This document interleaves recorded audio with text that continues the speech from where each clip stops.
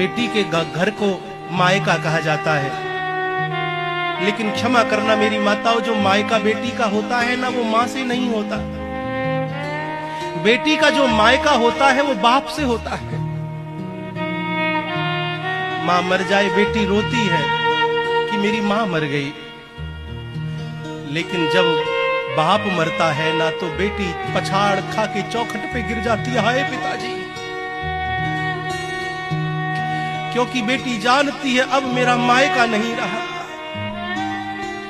जब तक बाप जीवित होता है, बेटी अपनी गर्दन ऊंची करके, सर ऊंची करके आती है कि मेरे बाप का घर है। लेकिन जब बाप नहीं रहता तो मायका भी नहीं रहता है।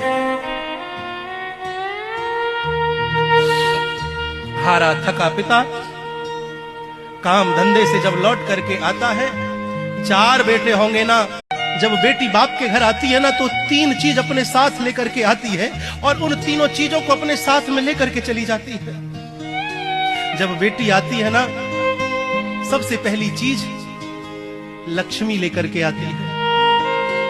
आप देखना, जिस बाप के घर बेटी का घर हो, जिस बाप के घर बेटी का विवाह हो, आप देखना कि उस बाप की जेब में ना जाने कहां से कोरे कोरे नोट आ जाते हैं, चाहे कहीं से भी आए, कैसे भी आए, लेकिन बाप की जेब उस वक्त खाली नहीं मिलेगी